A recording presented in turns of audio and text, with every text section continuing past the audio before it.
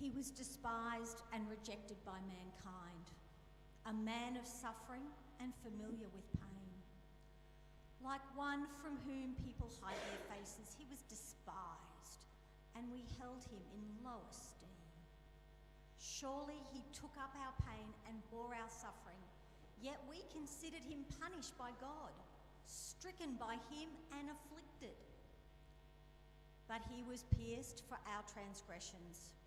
He was crushed for our iniquities. The punishment that brought us peace was on him, and by his wounds we are healed. We all, like sheep, have gone astray. Each of us has turned to our own way, and the Lord has laid on him the iniquity of us all. He was oppressed and afflicted, yet he did not open his mouth. He was led like a lamb to the slaughter, and as a sheep before its shearers is silent, he did not open his mouth. By oppression and judgment he was taken away. Yet who of his generation protested? For he was cut off from the land of the living. For the transgression of my people he was punished. He was assigned a grave with the wicked and with the rich in his death, though he had done no violence, nor was any deceit in his mouth.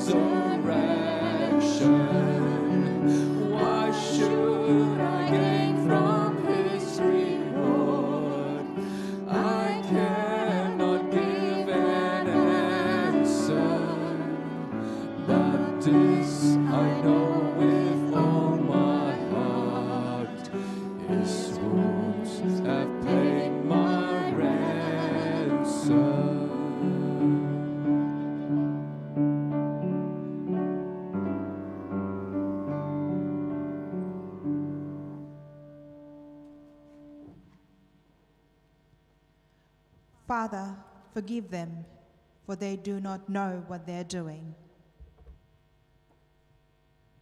Who decided on the order? Which of the soldiers thought Jesus would look best in the middle? Maybe the two criminals caught red-handed on their last job had fallen out with each other. Perhaps the only way to shut them up was to put the quiet guy with that Messiah complex in the middle. Soldiers, thieves, spectators, those hammering in the nails, those gasping at the visual spectacle. No one in this first Easter scene knows quite what's going on.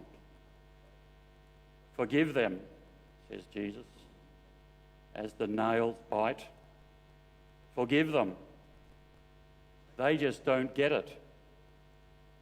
Of all the low-life rogues to find the long arm of the law thumping down on their shoulders, these two nobodies get to hang right in the middle of history. They had never lived with Jesus, not like Peter or Mary or even Judas. Instead, they get to die with him. No chance to give him their lives, only their deaths. All of us are a little like them until Jesus enters our field of vision. All of us watching, gasping, averting our eyes, wishing these weren't real nails, that this had not been our shift, hoping we can put this behind us, can move on, trying to find our words, not quite sure what we're doing, not knowing we could ask for forgiveness, not knowing someone else has.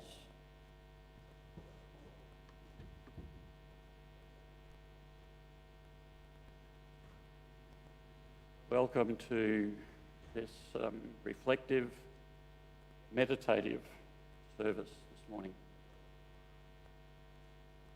You'll already have guessed that it's very different. And there's a number of songs that we'll be singing. They won't be introduced formally, so when you hear the music starting to play is when you respond.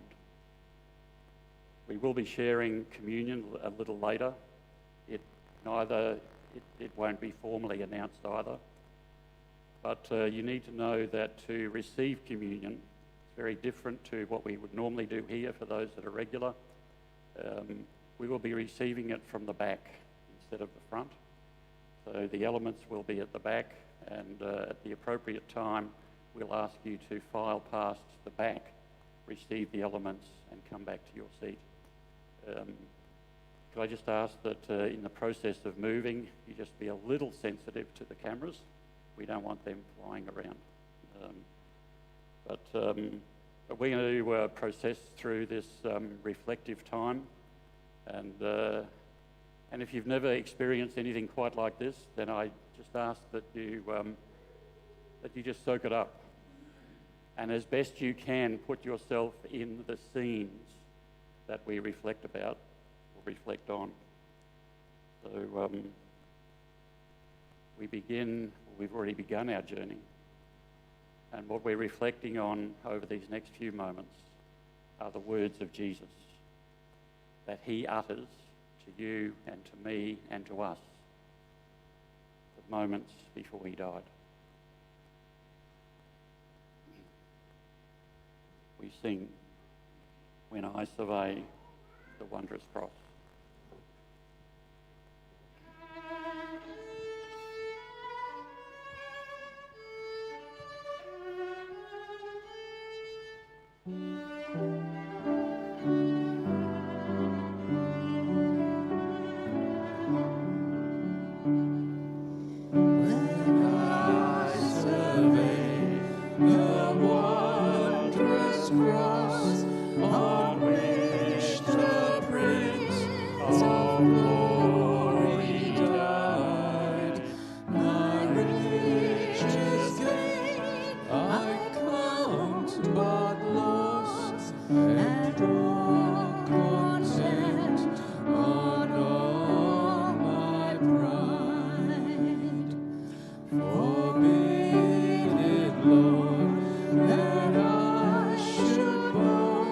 Saving the death of Christ.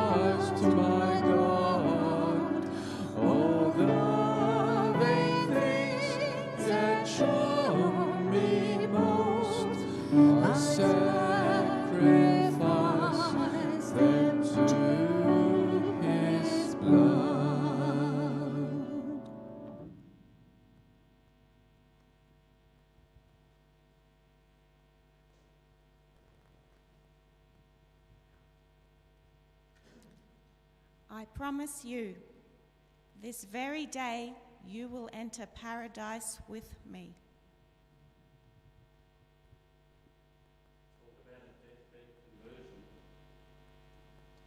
Hanging, says the medical profession, wonderfully concentrates the mind. And this is one very concentrated criminal. Life has come into focus. Deep inside, something is finally understood. He doesn't join the soldiers in humiliating the broken God on the cross.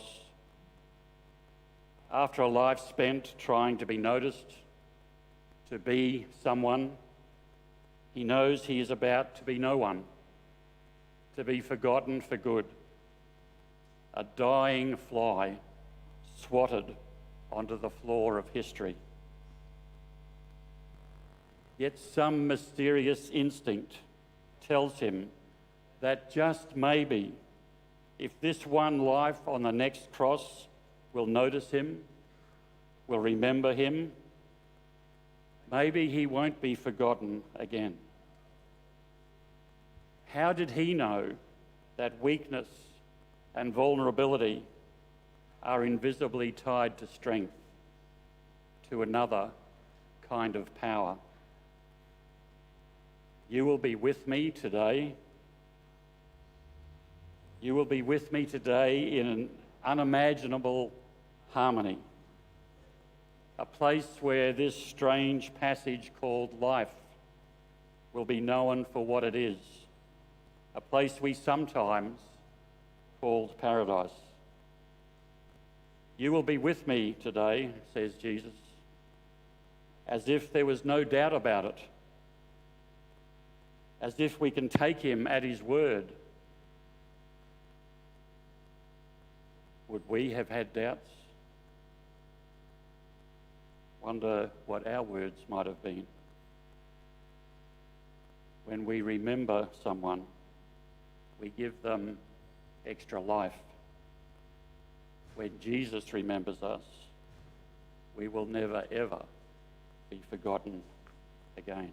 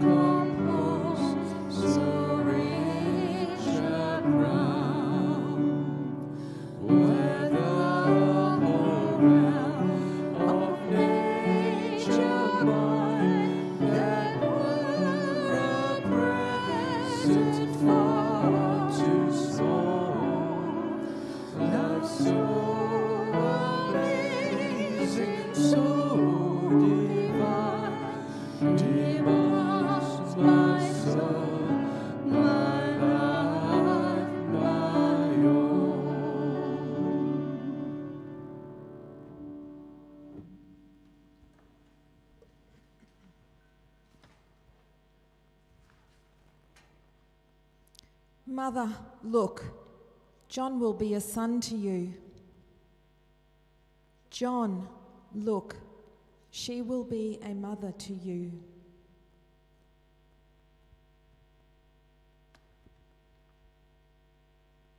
What was his mother thinking? Watching her son slowly dying. I wish it had never come to this. I wish I could just wake from this nightmare and it'll be all over. I wish I'd never had him.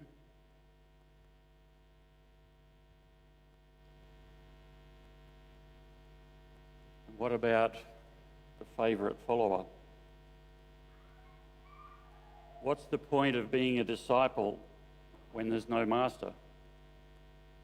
So much for being in the inner circle when the circle is being bent and broken before you. So much for being special when all your hopes and dreams are being drained of life in front of your very eyes. And what about the onlookers? What were they thinking? The ones whose curiosity had slowed them down to a halt to check out this first century car crash. Event seekers, intrigued by what the small crowd were looking at over there on Skull Hill. What was going through their minds? Interesting piece of action by the looks of it. Always good to get the news firsthand. Nothing like a bit of fresh gossip. Which of us knows what any of the rest of us is really thinking? If the truth be known, we can hardly read our own minds, let alone those of others. None of us can predict the significance of any of our moments. None of us knows the role we are playing in the invisible, grand narrative that we call life. We only know for sure what Jesus was thinking. He was thinking of you. He was thinking of me. He was thinking of humanity, of his creation. He was thinking of others, as usual.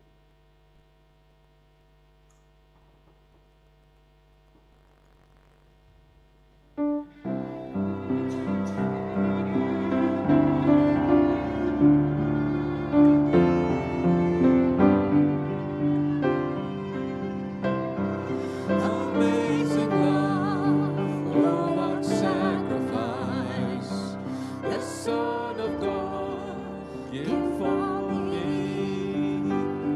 My debt he pays, and my death he dies, that I might live, that I might live. Amazing love, oh what sacrifice, the Son of God, give for me. My debt he pays, and my death he dies, that I might live, that I might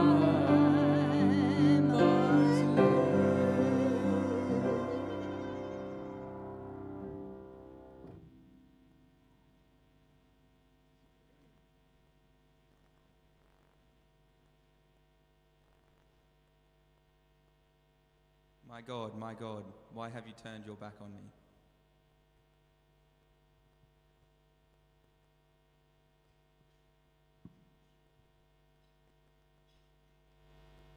We might call it God forsaken. My God, why have you forsaken me, deserted me, left me alone? God forsaken. Probably not a word we use very often. Is there a time and place when even God has had enough of us? When even the immortal, invisible needs to take some personal time away from us? Was God now hiding from Jesus? Or was it just that Jesus lost sight of God? I guess when it feels like that, what's the difference anyway? And for those of you who believe that Jesus somehow was also God, isn't this kind of self-abandonment? God taking leave of himself, forgetting himself? Surely that's a kind of madness.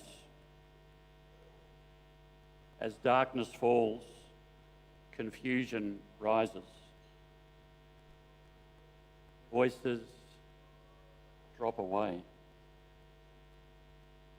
They disappear. Spectators lose interest. And now there's just the silent sound of hearts breaking, hope evaporating. Hello? No reply. Anyone there? Nothing answers. There's just you and nothing. Forsaken. Jesus Christ abandoned to his fate in the middle of history.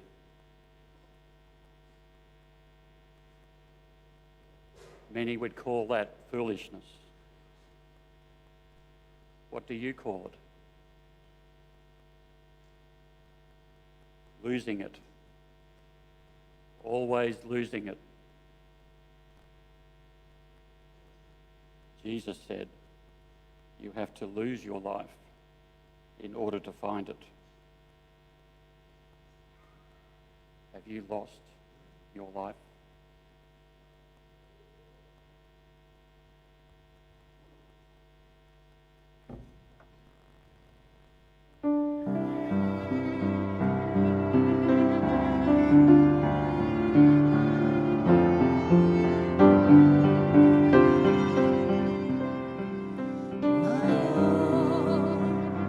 What love is this that pays so dearly that I, the guilty one, may go free? Amazing love, oh what sacrifice the Son of God give for me. My debt he pays, and my death he dies, that I might live, that I might live. And so they watched him die, despised, rejected, but oh, the blood he shed flowed for me. Amazing love, oh what sacrifice the Son of God give for me. My debt he pays, and my death he dies, that I might live, that I might live.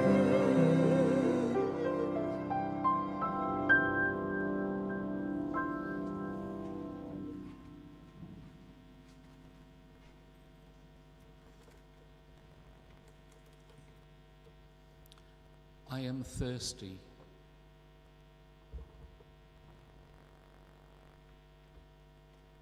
Everybody is dying for a drink. None of us can survive without it. We live on a blue planet holding 326 million cubic miles of water. Each of those a gigantic overflowing cup holding more than 1 trillion gallons. Our bodies are mainly made of water, and without it we would shrivel up and cease to be. Our life runs dry. But water is not the only thing that brings us life. Each of us is thirsty for something more, something else. Refreshment to transcend every one of our physical needs. to sustain us way down deep inside. Are you thirsty this morning? What are you thirsty for?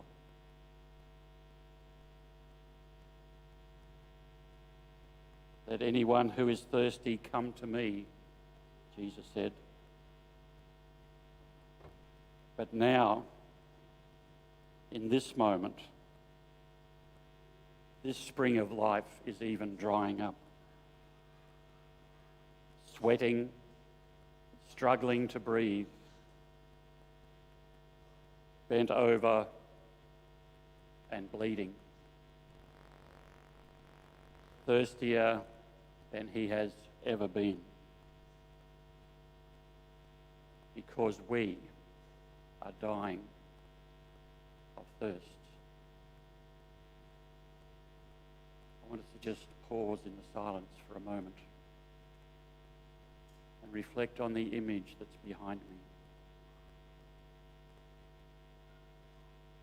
And I want to ask the question, as some of us were challenged last night, what does the death of Jesus mean to you?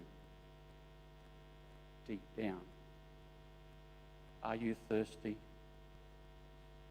Because it's only He that can satisfy that inner deep thirst.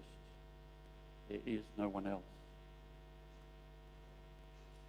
So in a moment, as we reflect on the darkness behind me, the red drops of blood coming from the cross, the crown of thorns on the top, maybe a bit hard to see from where you are. The three figures behind me. What does this picture say to you?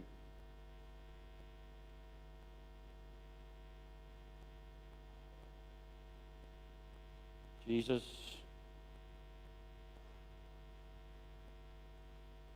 was part of a Passover meal on the night before all this happened. And he was enjoying the Passover as he and his brothers and sisters did every year. But he knew what tomorrow would bring. And yet he still celebrated.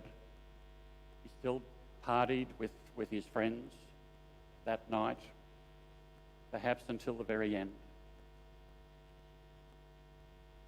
when he sat with his closest of friends and he eyeballed them and said, I need to tell you something. And I wonder whether he said to the disciples that moment, are you thirsty?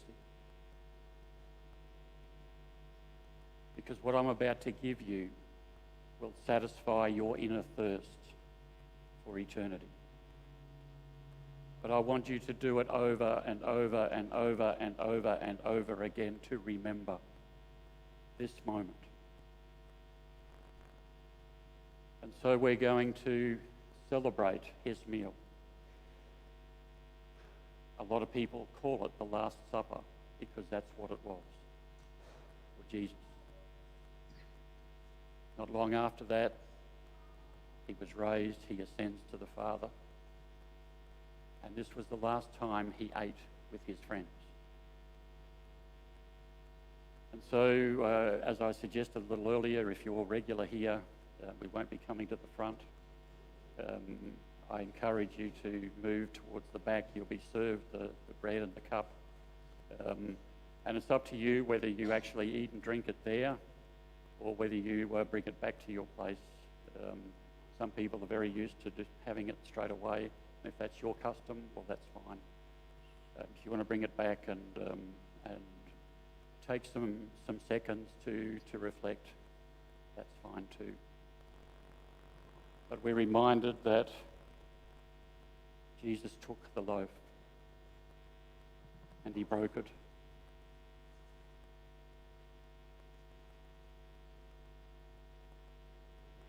And he said, this is my body. busted up for you. Are you thirsty? Do you want a drink from me?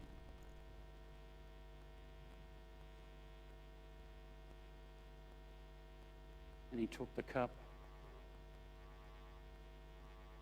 He laid his hand over it and blessed it. And he passed it around his closest friends. He said, take, drink. Drink it into your being. Receive my gifts, my body, my blood. And as you receive it, you offer it to him, because he alone can satisfy your thirst. He alone is worthy.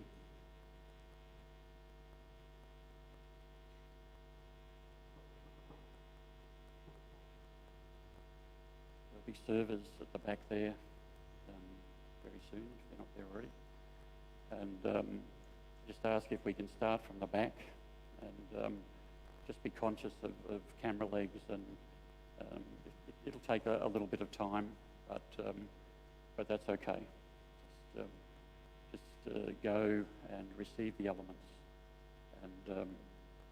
and be blessed by God as he satisfies your thirst.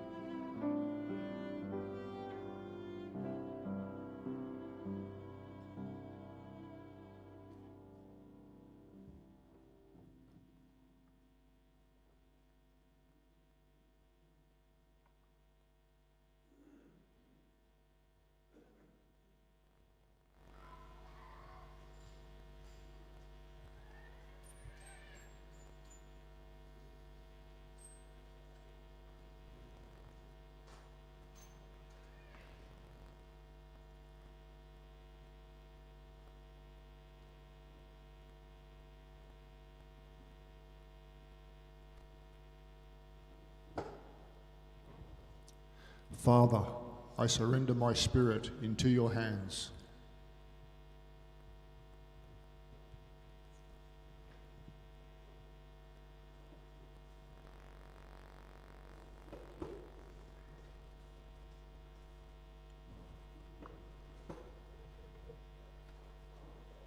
A few moments ago,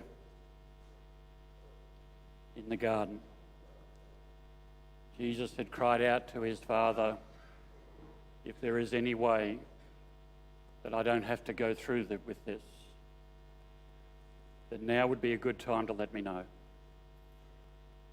Now would be a good time to take this cup from me. But that wasn't the Father's plan.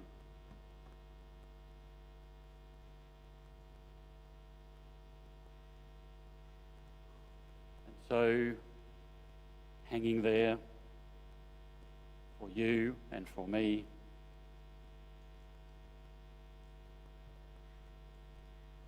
he yells out,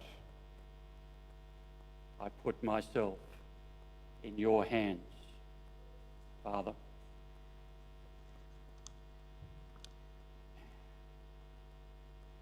Is he beaten? Is he defeated? He was certainly abandoned. He was certainly parched. He was dying. But still with his final breath, angry at the gulf between the way things are and the way things might have been, shouting at the invisible, forget gentle Jesus. If you have ever remembered him, what can you do about him now?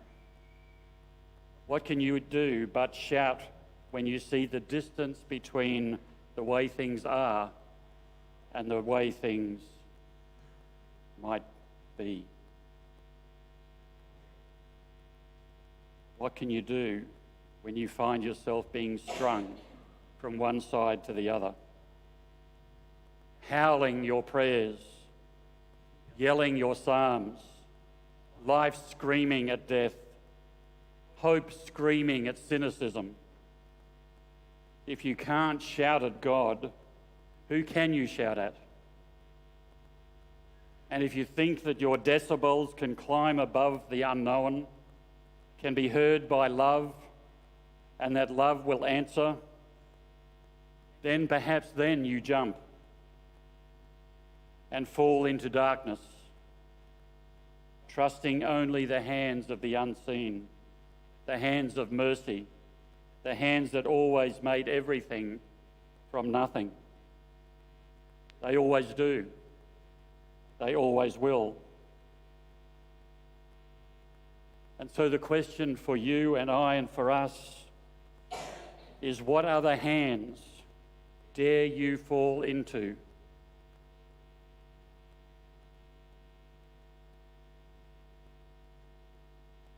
Do we feel abandoned? Perhaps we're not abandoned. Perhaps we are not beaten.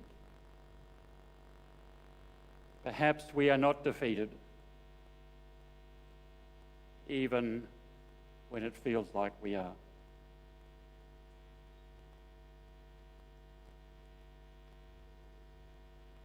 Just before we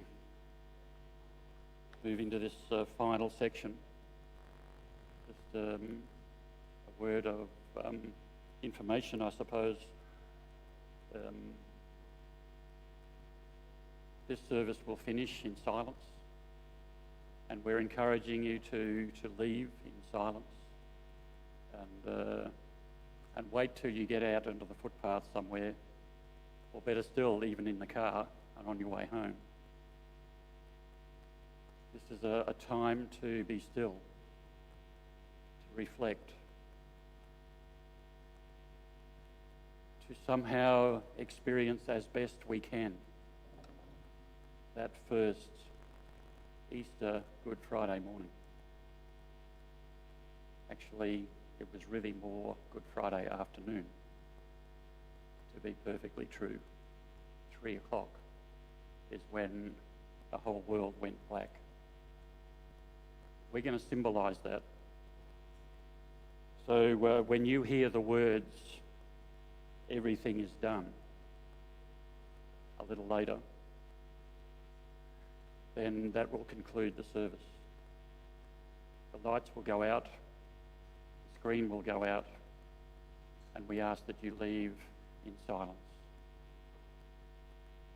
to remember, to reflect, to pray, and to trust that we are never abandoned. We know what's coming on Sunday. Most of the crowds had no idea. And even though the disciples had been told, they didn't believe. So while we know what's coming, can we trace today and tomorrow as if we didn't? And how might that change what we do between now and Sunday morning?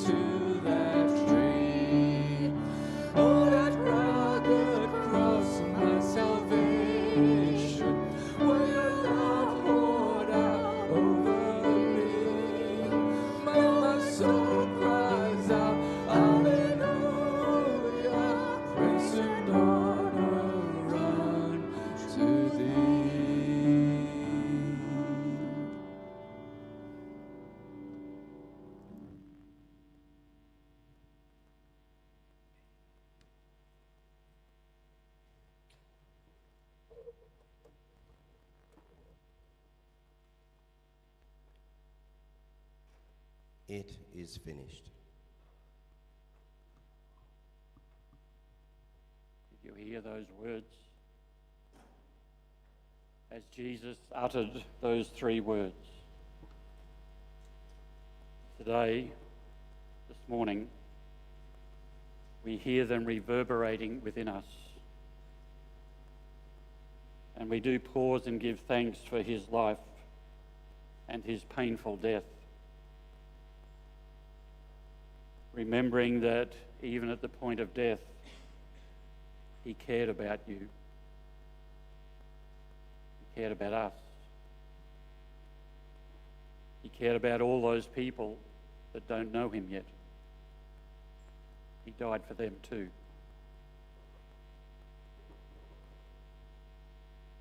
so we sit quietly.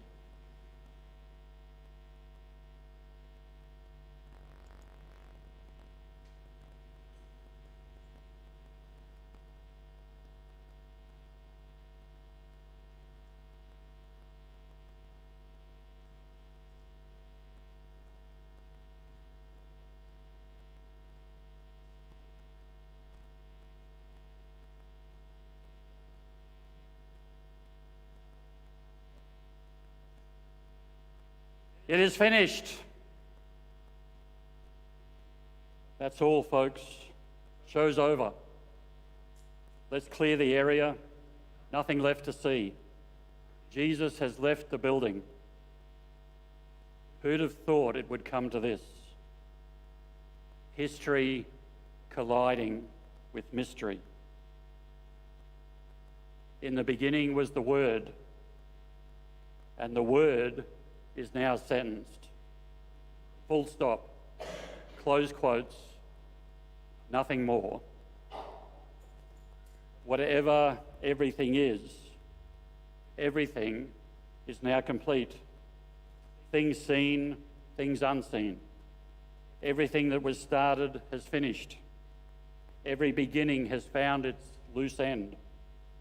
All thoughts have been taken to their logical conclusion. And now, there is nothing.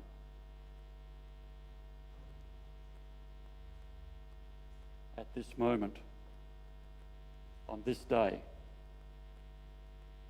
we've seen it all. God bows his head respectfully in thanksgiving and dies. Everything dies. Life dies. Death dies. There is nothing more to see, or to hear, or to smell, or to touch. Everything is done.